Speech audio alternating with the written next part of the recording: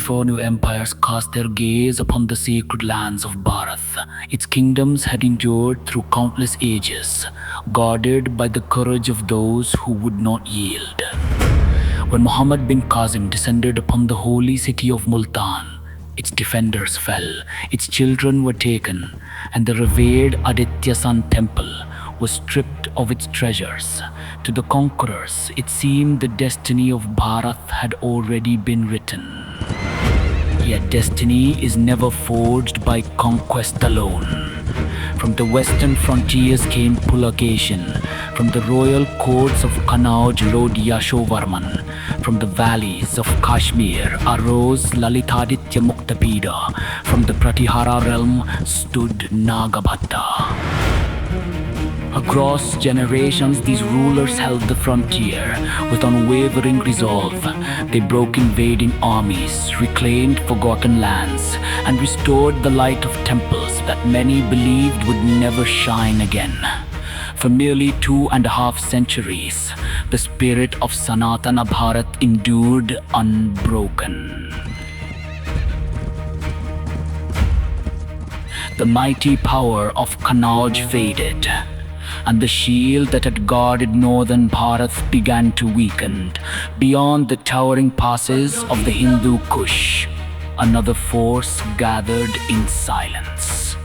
Within the mountain fortress of Ghazni, ambitious Turkish commanders seized a gateway that would shape the course of history. What seemed a distant struggle would soon become a storm upon the frontiers of Bharat.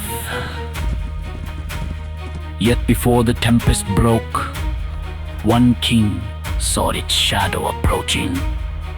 Sovereign of the Hindu Shahis, guardian of Kabul, protector of Gandhara, defender of Peshawar.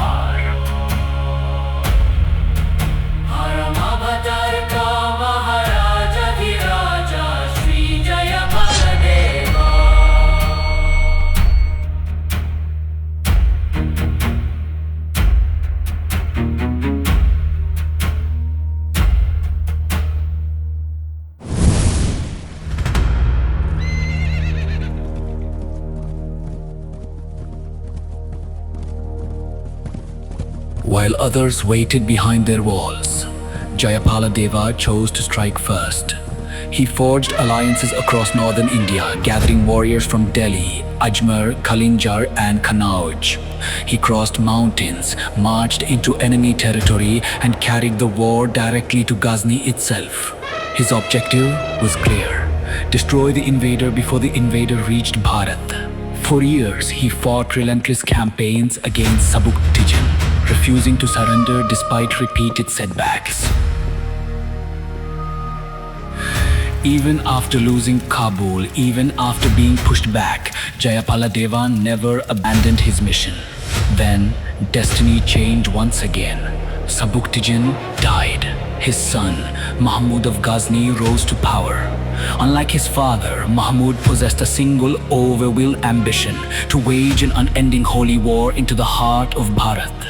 But before marching east, he knew there was one king who had to fall: Jayapala Deva. The two armies finally met near Peshawar.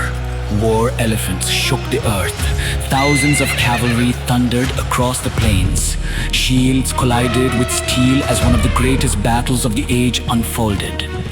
Jayapala commanded a mighty force of horsemen, infantry, and elephants. Yet, Mahmud fought with ruthless calculation, waiting, watching, searching for the perfect moment. Then, without warning, he launched a devastating surprise assault. The battlefield descended into chaos. Warriors fought to their last breath. Elephants panicked. Formations collapsed. And amid the fury, the impossible happened. Jayapala Deva, the defender of the frontier, was captured. Bound in chains alongside his sons, his grandsons, his generals, and the nobles of his kingdom, the king was paraded before the conqueror.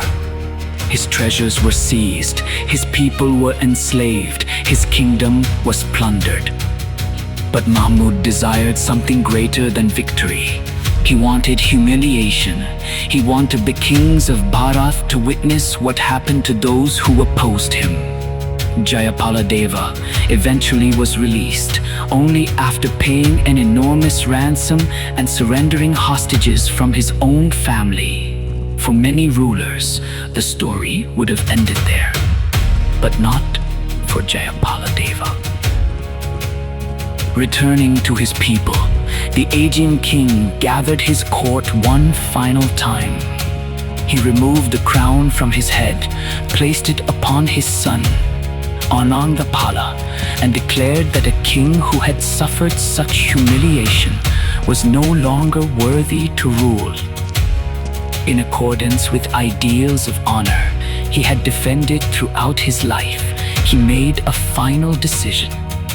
He shaved his head, prepared a funeral pyre, and walked into flames by his own choice, choosing death over dishonor.